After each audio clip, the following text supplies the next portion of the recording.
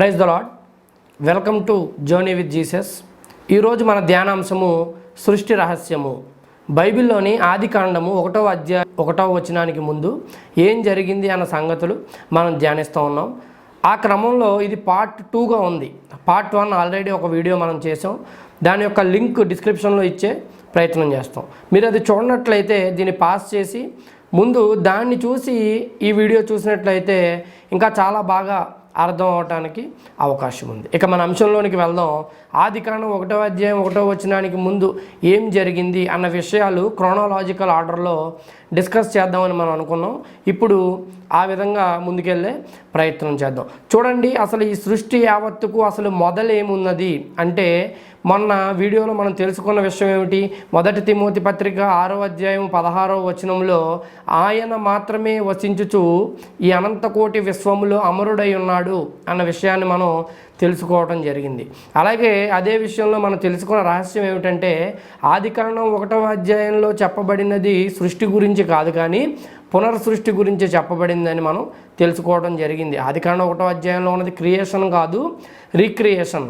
అనేక వేల సంవత్సరాల క్రిందట ఆల్రెడీ సృష్టి జరిగింది. కొన్ని కారణాల వల్ల అది పాడైపోవడం జరిగింది. జరిగిన తర్వాత శిథిలమైపోయిన ఆ స్థితి నుంచి ఇప్పుడు ఆదికాండం 1వ అధ్యాయంలో ఉన్న సృష్టిని దేవుడు పునరుద్ధరించే ప్రయత్నం చేశాడు అన్న విషయాన్ని మనం తెలుసుకోవడం జరిగింది. ఇప్పుడు క్రోనాలాజికల్ ఆర్డర్లో చూద్దాం అసలు ఫస్ట్ నుంచి ఏం జరిగింది అనేది. మొట్టమొదట ఎవరున్నారు అంటే ఈ విశ్వంలో భగవంతుడు ఒక్కడే ఉన్నాడు, దేవుడు ఒక్కడే ఉన్నాడు. ఎక్కడున్నాడు? అనంత కోటి విశ్వములో ఆయన మాత్రమే వసింపశక్యము కాని తేజస్సులో ఆయన మాత్రమే వసించుచు అమరుడై ఉన్నాడు అన్న విషయాన్ని మనం చూసాం కదా. దేవుడు ఒక్కడే ఉన్నాడు.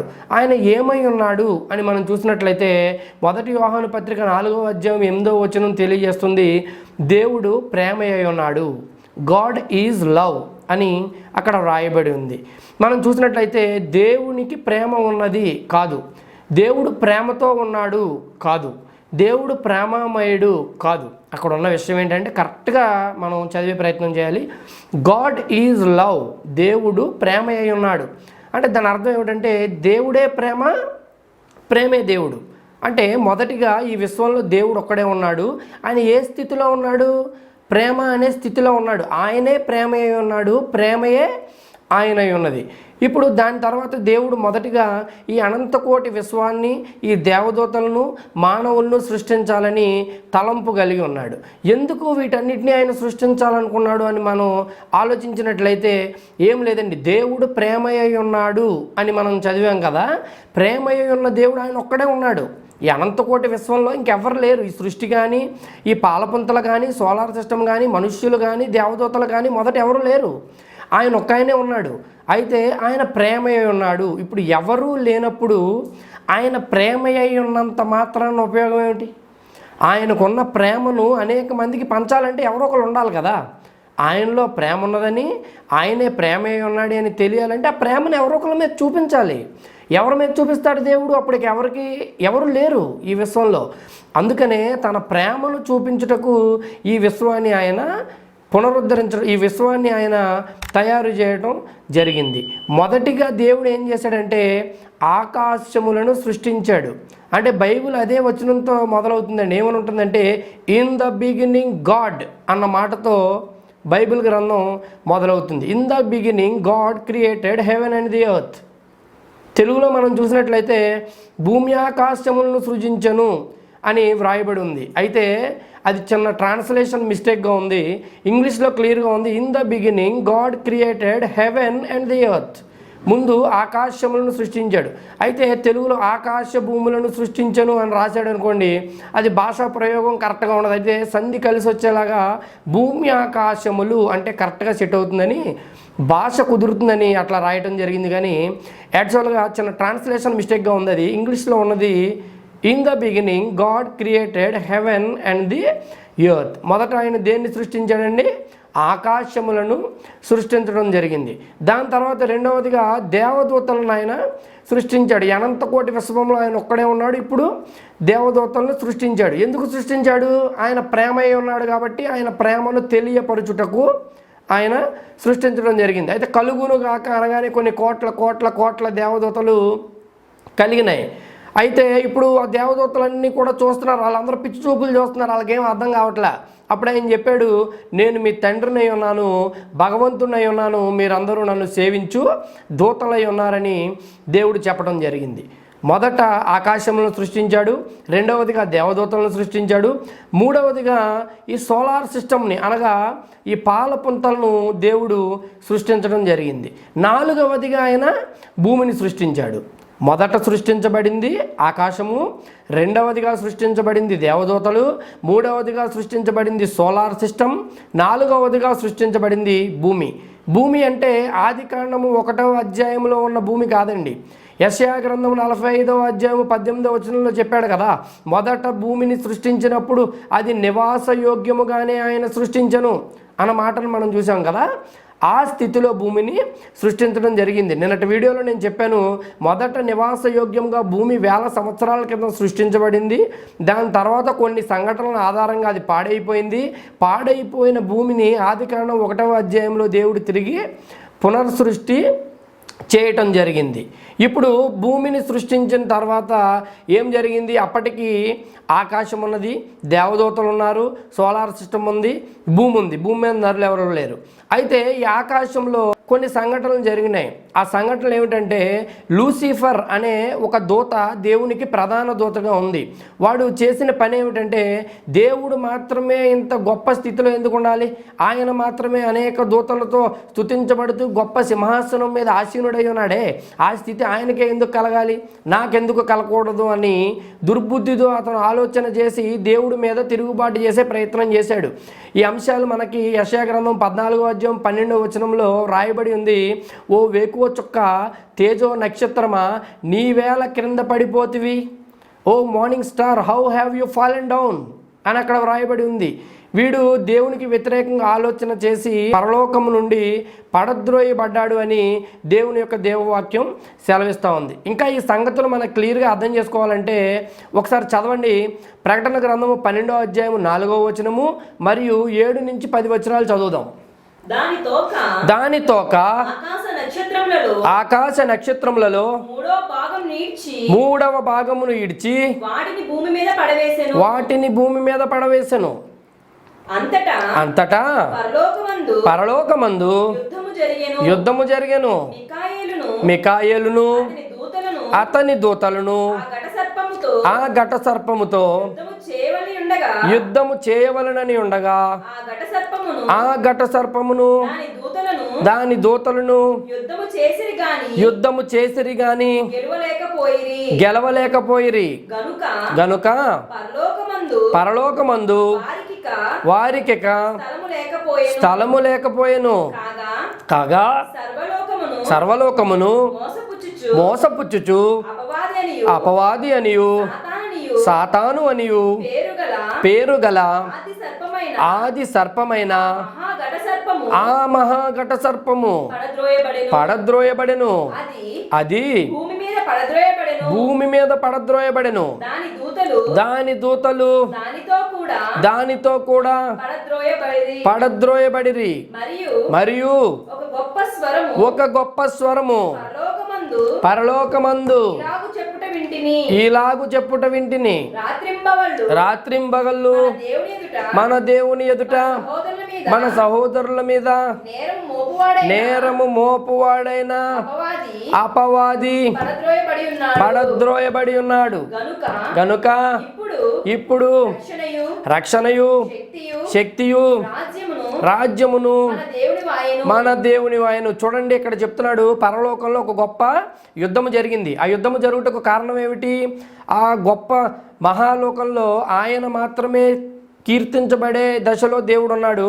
ఆ స్థానాన్ని కావాలని లూసిఫర్ అనే సాతాను కోరుకోవడం జరిగింది. అంటే ముందు లూసిఫర్, తర్వాత సాతానుగా మారిపోయాడు. కోరుకున్న తర్వాత ఆ కోరిక దేవుడికి తెలిసింది, అది పాపముగా ఎంచబడింది. అక్కడ నుండి వాడు త్రోసివేయబడ్డాడు. ఆ జరిగిన మహాయుద్ధంలో వాడితో పాటు ఉన్న దేవదూతలలో 3వ వంతు భూమి మీదకు పడద్రోయబడ్డారు అని అక్కడ వ్రాయబడి ఉంది. 3వ వంతు అంటే సుమారుగా 100 మంది ఉన్నారనుకోండి. కోట్ల మంది ఉన్నారు. 100 మంది ఉన్నారంటే 33 మంది ఈ భూమి మీదకు వాడితో పాటు త్రోసివేయబడ్డారు. వాడితో పాటు వ్యతిరేక ఆలోచన చేసి వాడికి సైన్యముగా, వాడికి వంత పాడేవారిగా ఈ దుష్ట దూతలు 3వ వంతు ఉన్నారు. వారందరూ భూమి మీద పడద్రోయబడి ఉన్నారు. మీకు ఇందాక చెప్పాను కదా, ముందు భూమి నశించిపోయింది, పడిపోయింది అని. మొదట చేసినప్పుడు అది నివాసయోగ్యంగానే ఉంది. తర్వాత అది చెదిరిపోయిన దశలో, పడిపోయిన దశలో, పాడైపోయిన దశలో అది మారిపోవడం జరిగింది. దానికి కారణం ఏంటంటే, ఎప్పుడైతే ఈ సాతాను మరియు 3వ వంతు కిందకి పడద్రోయబడిందో భూమికి దేవుడు వేసిన పుదనాది కదిలిపోవడం జరిగింది. దానికి ఉన్న మూల స్తంభాలు విరిగిపోవడం జరిగింది. భూమి మీదకి ఉగ్రత చాలా భీకరంగా వచ్చి భూమి అంతా కూడా పాడైపోయింది. ఇంకా మనకు అర్థమయ్యేటట్టు తెలియాలంటే 2-3 సన్నివేశాలను మనం చూద్దామండి. చూడండి, ఆదాము ఈ భూమి మీద పాపము చేసినప్పుడు దేవుడు ఏం మాట అన్నాడంటే, ఆదామా నీ వలన నేల శపించబడి ఉన్నది అన్నాడు. ఇప్పుడు పాపం చేసింది ఎవరండి? ఆదాము. శపించబడింది నేల. అలాగే ఇంకొంచెం ముందుకెళ్ళి చూస్తే నోవాహు కాలంలో ప్రజలందరూ కూడా ఇష్టానుసారంగా జీవించారని, దేవుణ్ణి విడిచిపెట్టి వారి సొంత కార్యక్రమాలు, క్రియలు నెరవేర్చుకుంటూ ఈ శరీర ఇచ్చలకు లోనే బహు పాపులుగా ఎంచబడ్డారు. ఆ కాలంలో కూడా దేవుడు జలప్రళయాన్ని భూమి మీదకు తీసుకొచ్చి భూమిని శిక్షించినట్టుగా మనకి తెలుస్తూ ఉంది. ఇంకా ముందు కెళ్ళి మనం చూసినట్టయితే సొదొమ గొమొర్రా అనే ఒక పట్టణమును కూడా, ఆ పట్టణంలో పాపము ఎక్కువైపోయిందని దేవుడు పరలోకము నుండి అగ్ని మరియు గంధకములను పంపించి దాన్ని నాశనం చేసినట్లుగా దేవుని వాక్యం మనకి సెలవిస్తూ ఉంది. God destroyed Sodom and Gomorrah with fire and brimstone అని అక్కడ వ్రాయబడి ఉంది. అలాగే ఇప్పుడు మనము నివసిస్తున్నాం కదా, ఇంకొద్ది రోజులు పోయాక ఏం జరుగుతుంది? అంతం వస్తుంది, మనందరికీ తెలుసు. అప్పుడు జరిగే విషయాలు ఏంటని ఈ ప్రకటన గ్రంథంలో చాలా క్లుప్తంగా వ్రాయబడి ఉన్నాయి. ఈ పంచభూతాలు ఏవైతే ఉన్నాయో, భూమి, ఆకాశము, నీరు, నిప్పు, ఇవన్నీ కూడా పంచభూతములన్నీ మహావేంద్రముతో ఈ భూమి మీదకి వచ్చి ఈ భూమిని కాల్చివేస్తాయి అన్న విషయాన్ని మనం చదవటం జరిగింది. అంటే ఎప్పుడెప్పుడైతే పాపము ఈ భూమి మీద ఉన్నదో, పాపమున్న ప్రతిసారి కూడా భూమి బహుగా శిక్షించబడుతున్నది. ఆదాము కాలంలో ఆదాము వల్ల నేల శపించబడింది. నోవాహు కాలంలో ఆకాశం నుండి జలప్రలయంతో దేవుడు భూమిని శపించడం జరిగింది. తర్వాత కాలంలో సొదొమ గొమొర్రా కాలంలో భూమి సృష్టించబడింది. అలాగే అంత్య దినములలో కూడా భూమి శపించబడుతుంది. శపించబడి ఇప్పుడున్న పాపానికి ప్రతిఫలంగా మహావేంద్రంతో ఈ భూమి అంతా కూడా తగలబడిపోయే రోజులు త్వరలో వచ్చుచున్నవి. అలాగే సేమ్ ఇదే విధంగా మొదటిలో ఆదాము ఈ భూమి మీద లేని కాలములో, నరుడెవ్వడు లేని కాలములో, భూమి సృష్టించబడి నివాస యోగ్యముగా ఉన్న కాలములో ఆకాశములో పాపము జరిగింది పరలోకములో. ఆ పాపము కారణంగా సాతాను మరియు వాడి యొక్క 3వ వంతు దూతలు భూమి మీద పడద్రోయబడ్డారు. వారు భూమి మీద పడద్రోయబడ్డ కారణముగా భూమి యొక్క పునాదులన్నీ కదిలిపోయి అప్పటికే చేసి ఉన్న సృష్టి అంతా కూడా చెదిరిపోయి శిథిలమైన స్థాయికి వెళ్ళిపోవటం జరిగింది. దాని తర్వాతి కాలంలో మనుష్యులను సృష్టించాలని ఆలోచన కలిగిన దేవుడు వారికి ఈ భూమి, ఈ సూర్యచంద్రులు, ఈ నక్షత్రములు, సమస్త భూమండలములు అవసరమై ఉన్నవని గ్రహించి తిరిగి ఏం చేశాడంటే, స్థానము నుండి కదిలిపోయిన ఈ సూర్యచంద్రులను, ఈ యొక్క సోలార్ సిస్టమును, అలాగే ఈ భూమి యావత్తును కూడా తిరిగి క్రమపరచి పునర్సృష్టి జరిగించినట్టుగా మనకి తెలుస్తూ ఉంది. అంటే ఆదికాండం 1వ అధ్యాయంలో చెప్పబడింది పునర్సృష్టి, సృష్టి కాదు. అలాగే ఇంకొక మాట ఉంది, Satan the leader of the fallen angels is already evil when it appeared before Eve. అంటే అవ్వ దగ్గరకు సాతాను వచ్చు కాలమునకు ముందు ఈ పడిపోయిన దేవదూతలకు అధిపతిగా వాడున్నాడు. పాపమును మూటగట్టుకుని ఉన్నాడు. వాడు చేసిన పాపమును ఆదాము అవ్వల చేత చేయించే ప్రయత్నంలో వాడు ఆ కార్యము చేయటం జరిగింది. ఇప్పుడు ఇంకొక మాట ఏముంది అక్కడ, hence the human race join the rebellion of the Satan army. అనగా ఈ యొక్క మానవ జాతి యావత్తు కూడా సాతాను వారి దూతలు ఏవైతే తిరుగుబాటు చేశారో వాటి తిరుగుబాటులో ఆదాము అవ్వ చేసిన పాపము కారణంగా మనందరూ కూడా పాలి భాగస్థులు అవ్వటము జరిగింది. ఇప్పుడు అర్థమైంది కదండి. మళ్ళా చెప్పే ప్రయత్నం చేస్తాను చూడండి. మొదట దేవుడు ఒక్కడే ఉన్నాడు. ఆయన ఎట్లా ఉన్నాడు? ప్రేమ. ఆయనే ప్రేమ అయి ఉన్నాడు. మొదట ఆయన ఆకాశంను సృష్టించడం జరిగింది, తర్వాత దేవదూతలను సృష్టించడం జరిగింది, తర్వాత ఈ సోలార్ సిస్టమ్ని సృష్టించడం జరిగింది, దాని తర్వాత భూమిని సృష్టించడం జరిగింది. ఈ కాలములో భూమిని సృష్టించినప్పుడు అది నివాసయోగ్యముగానే ఉంది. తర్వాత ఆకాశంలో ఒక మహాయుద్ధము జరిగింది. ఈ లూసిఫర్ చేసిన పాపం ఆధారంగా ఆ లూసిఫరు మరియు అతని యొక్క సైన్యం ఈ భూమి మీదకి గెంటివేయబడింది. గెంటివేయబడిన సమయంలో భూమి అంతా కూడా ముందు అద్భుతంగా తయారు చేయబడిన భూమి, ఈ సృష్టి యావత్తు కూడా పాడైపోవటం జరిగింది. తిరిగి మానవాళి పట్ల గొప్ప ప్రణాళిక కలిగిన దేవుడు ఏం చేశాడంటే ఆదికాండం 1వ అధ్యాయంలో మనం చూసినట్లయితే చెదిరిపోయిన ఆ సృష్టిని తిరిగి పునర్నిర్మించడం జరిగింది. ఇది ఈ సృష్టిలో గొప్ప రహస్యమై ఉన్నది. మరి దీని నుంచి మనం నేర్చుకునే పాఠాలు ఏం లేవంటారంటే అద్భుతమైన పాఠము దాగి ఉంది. చెదిరిపోయిన, నశించిపోయిన, పడిపోయిన, శిథిలమైపోయిన స్థితిలో ఉన్న భూమిని ప్రేమామయుడైన దేవుడు తిరిగి ఎట్లాగైతే పునరుద్ధరించాడో ఈ రోజున నువ్వు చెదిరిపోయిన దశలో ఉన్నా, శిథిలమైపోయిన దశలో ఉన్నా, ఎందుకు పనికిరాని స్థితిలో నీవు ఉన్నా, నిన్ను తిరిగి క్రమపరిచి స్థిరపరిచి ఆశీర్వాదకరంగా నీ జీవితమును మార్చుటకు ఆయన సమర్థుడై ఉన్నాడు. అయితే దేవుని యొక్క ప్రేమను తెలుసుకోకుండా నేను ఏం చేస్తున్నామంటే దేవుడిచ్చిన ఆశీర్వాదాల వైపు మనం చూస్తున్నాం, కానీ ఆయన ప్రేమను అనుభవించలేని స్థితిలో మనం ఉన్నాం. ఆయన ప్రేమను గుర్తించలేని స్థితిలో మనం ఉన్నాం. మనకి దేవుడు అవసరం లేదు. దేవుడిచ్చు కార్యములు, ఆశీర్వాదములు మనకు కావాలి, కానీ మనకి దేవుడు అవసరం లేదు. మొన్న ఒక ఆవిడ నాకు ఒక విషయం అడుగుతాండి, మా అమ్మాయికి పెళ్ళి అవ్వట్లేదండి, చాలా కాలం అయిపోయిందండి, ఎంత చూసినా ఆ వివాహం సెట్ అవ్వట్లేదండి, ఏం చేయమంటారని అడిగినప్పుడు నేను ఆవిడని ఒక ప్రశ్న అడిగాను. ఆ ప్రశ్న ఏమిటంటే యోసేపుకి ఎవరమ్మా పెళ్లి చేశారు అని నేను అడిగాను. ఆవిడ చెప్పలేదు. మీరు ఆలోచించండి ఒకసారి, యోసేపుకు పెళ్లి చేసిన వారు ఎవరు? యోసేపుకు యవ్వన వయసు వచ్చింది, అతనికి పెళ్లి అవసరము అని ఎవరు గుర్తించారు? లేకపోతే యవ్వన వయసులో అతను ఉన్నాడు, ఒక కుటుంబముగా యోసేపు ఏర్పడవలసిన కాలం వచ్చింది, యవనస్తుడిగా ఉన్నాడు అని అతని గురించి ఆలోచించుకునేవారు ఎవరన్నా ఉన్నారంటారా? పట్టించుకునేవారు ఎవరన్నా ఉన్నారంటారా? అతనికి ఒక సంబంధం వెతికి పెళ్లి చేసి అతని యొక్క జీవితాన్ని ఒక కుటుంబంగా కట్టడానికి తలంపు కలిగిన వారు ఎవరన్నా ఉన్నారా? లేరు. తల్లిదండ్రులు లేరు, అన్నదమ్ములు లేరు, అందరినీ కోల్పోయాడు, ఏకాకిగా యోసేపు ఉన్నాడు. మరి అతని జీవితంలో జరగవలసిన గొప్ప కార్యం ఆగిందా? ఆగలేదు. మరి ఎట్లా జరిగింది? ప్రపంచానికి చక్రవర్తి మరియు ఐగుప్తు దేశమునకు రాజైన ఫరో ఆలోచించాడండి. ఏమని?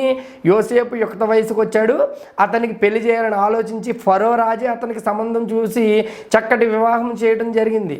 దీని అర్థం ఏమిటి? దీని నుంచి నువ్వు తెలుసుకోవాల్సిన విషయం ఏమిటి? నువ్వు ఏ సమస్య గుండా ఉన్నా, ఎటువంటి ఇబ్బందికరమైన స్థితిలో ఉన్నా, నీ బిడ్డలకు పెళ్ళి అవ్వకపోయినా, లేకపోతే ఆర్థిక ఇబ్బందుల్లో ఉన్నా, నీకంటే ముందు నీ దేవుడు ఆలోచన చేస్తాడు నీ కోసం. అక్కడ చూడండి, ఫరోని ప్రేరేపించి ఒక దేశపు చక్రవర్తిని ప్రేరేపించాడండి. భగవంతుడు భక్తునికి బానిస.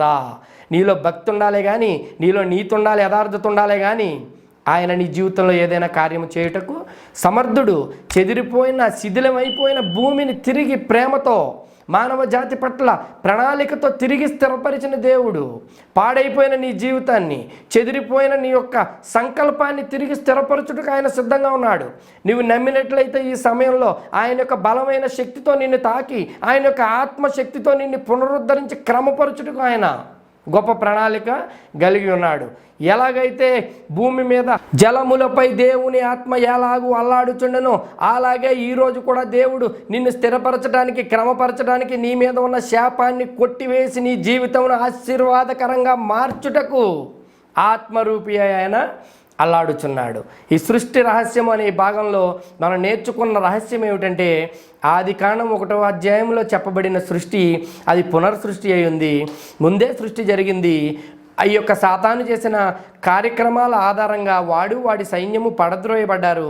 ఆ పడద్రోయబడ్డ క్రమంలో ఆదాము తప్పు చేసినప్పుడు భూమి మీదకి శాపం ఎలాగైతే వచ్చిందో, నోవాహు కాలంలో పాపము జరిగినప్పుడు భూమి ఎలాగైతే శిక్షించబడిందో, సొదొమ గొమొర్రాల యొక్క ఘట్టంలో ఆ ప్రాంతంలో యొక్క భూమి ఏ రకంగా దేవుడు ఉగ్రత పాలయ్యిందో, అంత్యకాలములో మహావేంద్రముతో ఈ ప్రకృతి ఎలాగా కంపించిపోయి పాడైపోతుందో, అట్టి విధముగా పడద్రోయబడిన సాతాను మరియు వారి యొక్క దూతల కారణంగా అద్భుత రీతిలో 45:18 యెషయాలో చెప్పిన విధంగా ఆమోదయోగ్యంగా, నివాసయోగ్యంగా, అద్భుతంగా పచ్చని స్థితిలో ఉన్న భూమి పాడైపోవటం జరిగింది. ఈ మానవుల పట్ల గొప్ప ప్రణాళిక కలిగిన దేవుడు దాన్ని తిరిగి ఆదికాండం 1వ అధ్యాయంలో పునరుద్ధరించాడు. దీనివలన మనం తెలుసుకుని నేర్చుకోవాల్సిన పాఠం ఏమైనా ఉందంటే, నీ జీవితాన్ని నా జీవితాన్ని అద్భుతంగా మలచుటకు క్రమం తప్పిపోయి ఉండొచ్చు, లేకపోతే దేవుని వద్ద నుండి అది చేజారిపోయి ఉండొచ్చు, దేవుని కృపలో స్థిరముగా ఉండకుండా అది పక్కదారి పట్టి ఉండొచ్చు. తిరిగి దాన్ని క్రమపరచి ఆశీర్వాదకరంగా నీ జీవితాన్ని మార్చుటకు దేవుడు సిద్ధంగా ఉన్నాడు. కాబట్టి మనం చేయవలసింది ఏంటంటే, ఆయన ప్రేమామయుడై ఉన్నాడు, ఆయనే ప్రేమై ఉన్నాడు. ప్రేమ అంటేనే ఆయన అంటేనే ప్రేమ. నీవు నేను ఆయన ప్రేమను తెలుసుకొని ఆయన ఇచ్చే ఆశీర్వాదాల వైపు కాకుండా ఆయన ప్రేమ వైపు చూసి ఆయనకి ఆరాధకులుగా మారితే మరింత గొప్ప ఆశీర్వాదాలు మన జీవితంలో మనం పొందుకోవటం జరుగుతుంది. ఈ వీడియో చూసినందుకు మీ అందరికీ ధన్యవాదాలు. మొదటి పార్ట్ కూడా చూసి ప్రయత్నం చేయండి, అది చూసి 2వ భాగాన్ని చూడండి. మీ అందరికీ కూడా చాలా అద్భుతంగా అర్థమవుతుంది. దీని తర్వాత వీడియోలో యూదా గోత్రములో యేసుప్రభు ఎందుకు జన్మించారు అనే ప్రాముఖ్యమైన అంశాన్ని మనం ధ్యానిద్దాం. మీ అందరికీ తెలుసు కదా, ఇజ్రాయేలీలకు 12 గోత్రాలు ఉన్నాయి. 12 గోత్రములు ఉండగా ఆయన యూదా గోత్రంలోనే జన్మించవలసిన అవసరం ఎందుకు వచ్చింది అన్న విషయాన్ని మనం కూలంకషంగా డిస్కస్ చేసి అందులోని పాఠాలు నేర్చుకునే ప్రయత్నం చేద్దాం. దయచేసి ఈ వీడియో మీకు నచ్చినట్లయితే లైక్ చేయండి, అనేక మందికి షేర్ చేయండి, మీ విలువైన ఉద్దేశాలను కామెంట్ బాక్స్లో కామెంట్ చేయండి. దానికంటే ముఖ్యంగా ఈ పరిచర్య కోసం మీ అనుదిన ప్రార్థనలో జ్ఞాపకం చేసుకోండి, మా కోసం ప్రార్థించండి. దేవుడు మన దేశమును దీవించునుగాక. ఆమేన్.